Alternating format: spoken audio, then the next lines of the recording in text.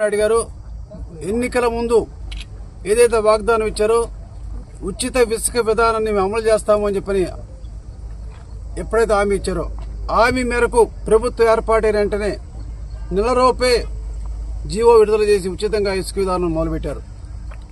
దాని ద్వారా ఎంతో మంది పేదవాళ్ళు ఇంటి కట్టుకోవాలంటే సొంత ఇంటి కళ నెరవేరుతా ఉంది.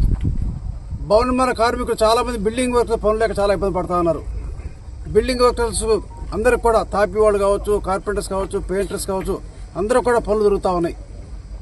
గతంలో ఇల్లు కట్టుకోవాలంటే పేదవాడికి 5 లక్షల రూపాయలు ఇల్లు అయితే 2 లక్షల పైన ఇసుక కొనుగోలు చేయాల్సి వచ్చేది.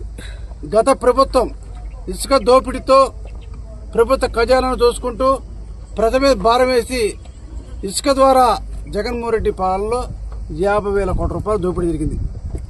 ఎప్పటికప్పుడు తెలంగాణకు ఇసుక పోవడం, ఇక్కడ ఇసుక దొరక్క కార్మికులు పనులు దొరకపోవడం, సొంత ఇల్లు కట్టుకోవాలంటే పెద్ద భారం అవడం జరిగేది.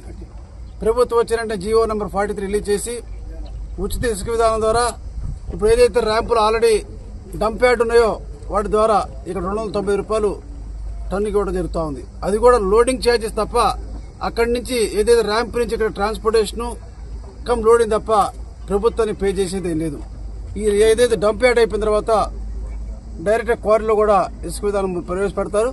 పేదవాడు ఎక్కడికి కూడా ఇబ్బంది లేకుండా, కార్మికుల పనులకు ఏమాత్రం ఇబ్బంది లేకుండా రాష్ట్రంలో ఇండస్ట్రీస్ కావచ్చు, హౌసింగ్ కావచ్చు, ప్రాజెక్ట్ కావచ్చు, అన్ని కూడా నిర్మాణం కావాలంటే ఇసుక కావాలి.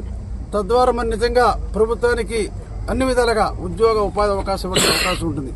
మరి ఈ విధంగా చంద్రబాబు నాయుడు గారు ఎన్డీఏ ప్రభుత్వం ఏర్పాటైన వెంటనే ఇచ్చిన మాట నిలబెట్టుకుని ఉచిత ఇసుక విధానం ఇవ్వడం వల్ల ప్రజలను సంతోషపడుతున్నారు.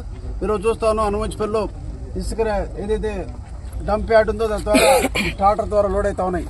ట్రాక్టర్ యజమానులు చెప్తా ఉన్నారు, గతంలో ఇసుక కావాలంటే చాలా కష్టాలు ఉండేది. ఇసుక కావాలి 5,000 రూపాయలు 6,000 రూపాయలు క్వాలిటీ ఇసుకుండేది కాదు. ఈ రోజు ఆ విధంగా కాకుండా ఎవరైతే ఆన్లైన్లో పేమెంట్ చేస్తారో వాళ్ళకి ఇసుక ఇవ్వటం, ఆధార్ కార్డు తీసుకొని ఇంటి ఓనర్ ఎవరైతే ఉన్నారో ఆధార్ కార్డు ద్వారా అమౌంట్ కనుక ఆన్లైన్లో పే చేస్తే వాళ్ళకి శాలరీ కూడా జరుగుతుంది. మరి ఈ విధానం వల్ల ప్రభుత్వం ప్రజలకు మేలు చేస్తుంది.